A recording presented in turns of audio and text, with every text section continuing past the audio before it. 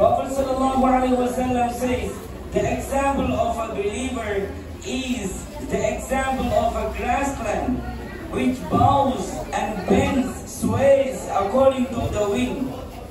And if any calamities come, it will remain silent. Now, at that time, the example of the fajr, the wicked person, he will be rigid. We can see him, we may think about him. You see the life of that person, regardless of doing all the sins, he has been given all the materialistic loftiness in this world, all the materialistic achievement, higher status he was given in this world, you may think. But Prophet ﷺ says, if calamities come and hit him, he will be uprooted.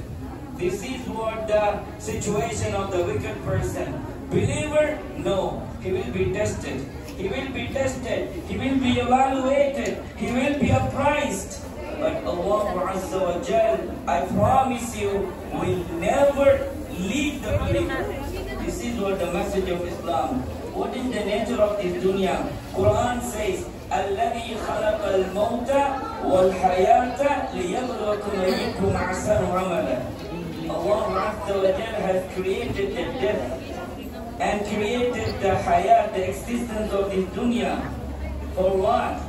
ليبلوكم أيكم أحسن عملا. ليبلوكم أيكم أحسن عملا. The clear message of Quran is you will be tested. For your test, for your examination, you are here. For what? What test actually it is? Who is the best among you in your deeds? Who is the best amongst you by your behavior, by your characters, by your moralities? This is the nature of this dunya. My dear brothers, we must understand the nature of this dunya. And second thing, in the message of Sayyidina Ibrahim ﷺ, Subhanallah, Allah Azza wa Jal celebrates the sacrifice of Sayyidina Ibrahim ﷺ to the extent that the entire ummah until the day of judgment is going to celebrate it. If a person claims himself he is a believer, he is a Muslim, he is the follower of Islam, he accepts Allah, he testifies Allah and His Messenger, he is going to celebrate the Eid al-Adha. You see, the respect and the response, veneration that paid by Allah Azza wa Jal to the purest form of sacrifice of Sayyidina Ibrahim ﷺ. And second part of this message, what happened finally? Sayyidina Ibrahim ﷺ came and said to his beloved son, you can't imagine, Sayyidina Ismail ﷺ was not a son likely he easily got. He was waited very long time. Finally he was given Sayyidina Ismail ﷺ, and Allah ordered in the dream, you have to slaughter your beloved son. Directly he came and says, Sayyidina Ismail ﷺ, I'm commanded like this. Sayyidina Ismail ﷺ says, execute, my dear father, execute what you got the commandment from Allah Azza wa Jalla. Sayyidina Ibrahim ﷺ, subhanallah, approached to slaughter his beloved son in the path of Allah Azza wa Jalla.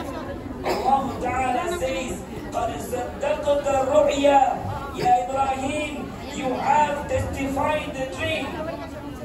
إِنَّ هَذَا لَهُوَ الْبَلَاءُ الْمُبِينُ. Allah Ta'ala says, it is not simply a small test, by the way. It is the test. It will approach the happiness of the family. It will approach the happiness of the entire life. Sayyidina Ibrahim was ready to do that. What happened?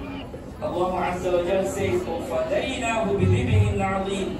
That comes, there we have to go. In that situation, the compassionate Allah, the generous Allah, the most merciful Allah, who is most merciful than our parents 70 times. he gave me the alternative compensation. Ibrahim, you have testified what I examined you. Subhanallah, you have succeeded in the examination. For that, I would compensate for you. It is no need no more to slaughter your son. You slaughter a cattle instead of him. This is the out of mercy of Allah. This is the message.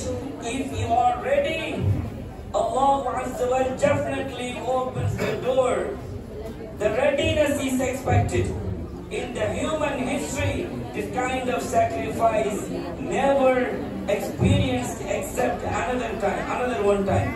That is the time of Sayyidina Abdullah, the proud father of the Prophet sallallahu alaihi wasallam. Same thing, he was about to slaughter. Allah Azza wa Jal compensated with now camels. This is what the history, my dear brothers and sisters. Allah is more compassionate. Allah is more merciful, more generous.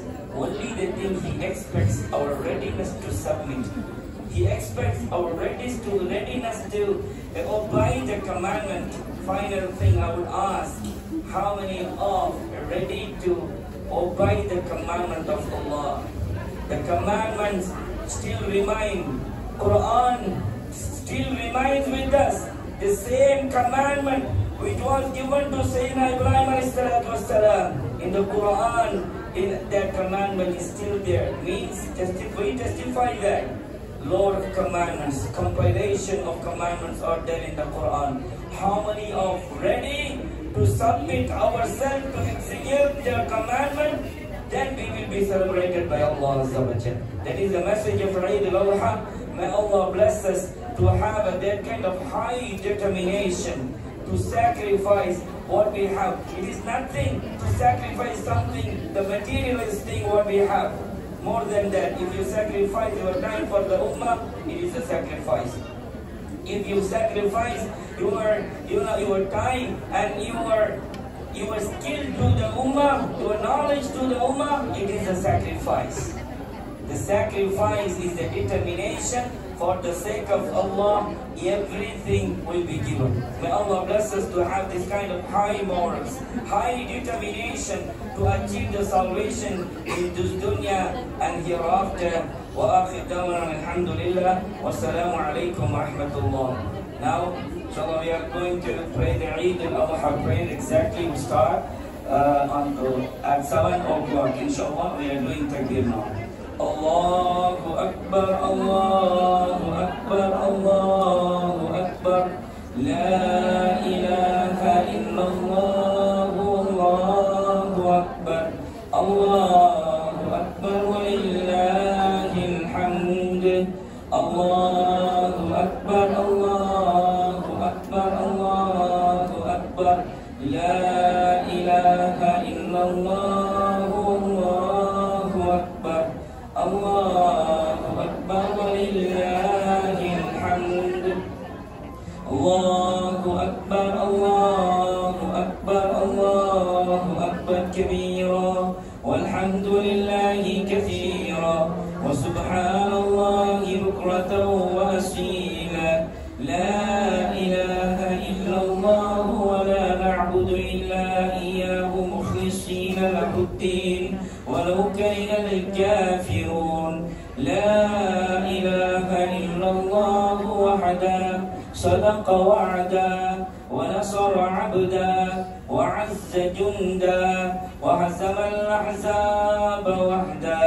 لا إله إلا الله والله أكبر.